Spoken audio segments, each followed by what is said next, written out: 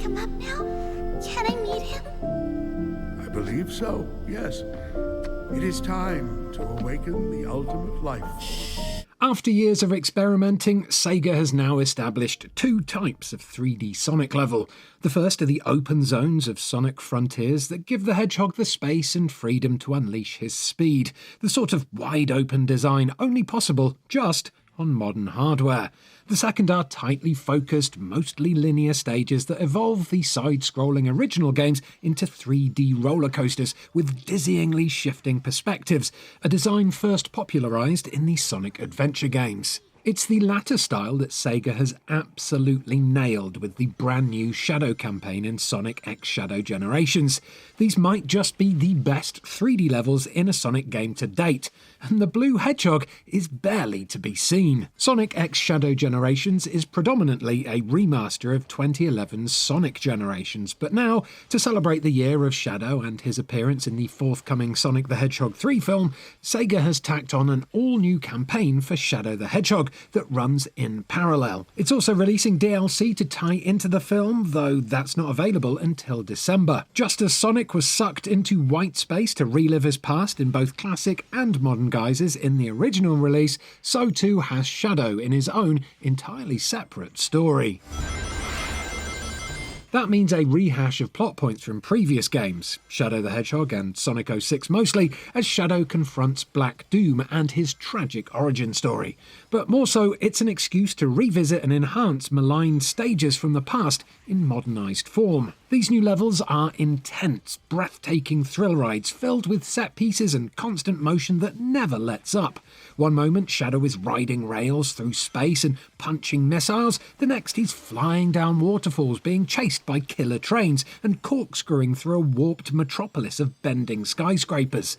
Stages are, as ever, split into two acts, with the first being fully 3D and the second side-scrolling, though there's no classic Shadow model, unlike Sonic, with the latter being a vast improvement over last year's Sonic Superstars and its attempt to capture past glories. Yet, beyond the spectacle of both acts, stages are crucially designed to maintain momentum and flow, if you've got the skills to pull it off, of course. Rare are moments where Shadow stops moving. He's always running or leaping to the next grind rail or charging towards a switch or enemy. Enemies are also smartly placed to keep the rhythm going rather than offbeat interruptions. And while focused, levels are designed with multiple paths that reward exploration and experimentation with Shadow's new moveset. These moves are powered by bad guy Black Doom and are unlocked gradually throughout the campaign's story, but usable in previous levels. Shadow gains the ability to surf over water, fly through the air, or shoot spears to stun enemies. Our personal favourite is Doom Blast, a dramatic uppercut that not only allows Shadow to launch enemies, but then teleport to them, often opening up new shortcuts. These are in addition to his iconic Chaos Control move to slow time, used for both dodging enemies and forming pathways with moving obstacles. Extra side challenges also provide an opportunity to practice with these abilities in remixed standalone stages, though these quick hits can sometimes frustrate. In all, the Doom powers are mostly optional, but they add an extra layer of complexity that's relevant to Shadow's character, raises the required skill level, and boosts him beyond his blue nemesis. More importantly, Shadow's basic moveset is a joy to handle. Sega made the smart decision to give Shadow a double jump and move his homing attack to a separate button. It may seem like a small change from Sonic, but it gives players so much more control over the character and, coupled with a generous lock-on, puts an end to sloppy targeting and infuriating confusion between jumps and attacks. For Sonic fans, Shadow is a dream to handle, and that's a relief to behold after so many misfires. It just feels right. For the first time in a long time, we didn't feel like we were fighting the controls or on edge about to glitch through the environment. It's like Sega's ideas have at last clicked into place. It's not all linear levels though. In a nod to the open zones of Sonic Frontiers, Shadow's version of White Space is a fully explorable hub world that's slowly unveiled as the story progresses. It doesn't provide quite the same sensation of speed, but it does add platforms and rails without all the pop-in. What's more, it's full of treasure chests unlocked with icons gathered in each level, which add art, music, and much more to the collection. Occasionally, reaching these chests and collectibles requires the sort of careful platforming the controls aren't really attuned for, but that's forgivable when the main stages are such a marvel. Where Sonic Generations drew up 20 years of nostalgia as a celebration of the series up to that point, Shadow doesn't have that same luxury, with only a handful of starring roles. In fact, one level is based on Sonic Frontiers, in which he doesn't even appear. As such, his campaign is more of a reintroduction of the character that's tacked onto an existing game. Perhaps after his previous failure as a headliner, Sega felt Shadow just wasn't strong enough on his own to carry an entire game. So while Sonic Team has delivered an outstanding addition with Shadow, his campaign still only exists alongside Sonic's, and he deserves more. That's where Sonic X Shadow Generations, taken as a complete package, starts to fall apart. Side by side, the two campaigns invite comparison, and Sonic, quite frankly, cannot compete.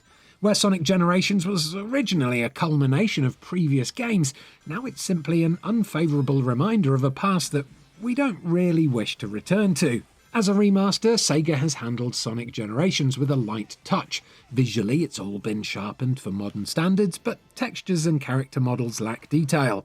Just comparing Shadow's boss model in Sonic Generations with his character model in his own campaign, the difference in quality is abundantly clear. Cutscenes in Sonic Generations are also stiff by comparison, with awkward line delivery and repeated animations, where Shadow scenes are dynamic and exciting. Sonic is gratingly chirpy and cheerful. Sonic is all grunts, grim looks, and action hero poses. He's more fun to watch, more fun to play as, and just cooler. No wonder Keanu Reeves of all people is voicing Shadow in this year's film. Diving into the Sonic Generations levels, meanwhile, brought back all the old frustrations Shadow has leapt beyond. Aside from the striking Green Hill Zone and Chemical Plant Zone recreations, Sonic's levels fall into the old traps of instant fails, bad targeting, annoying enemy placements, and awkward camera work. But of course they do. They're old. We remember playing these levels before and loving them, but now they leave us cold. Where Shadow's levels we've played on repeat to relish the action, Sonic's levels we've raced through to get them over with. The more we played Sonic's half, the more we began to question, is this just not good by comparison? Or was it ever good to begin with?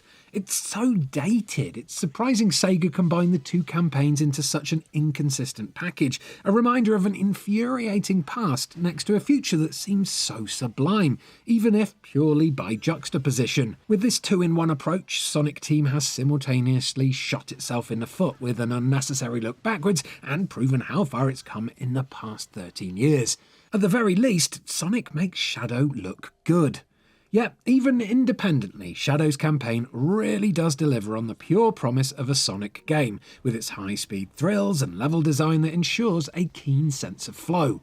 After the success of Sonic Frontiers, Sega is finally on a roll, as long as it keeps its forward momentum.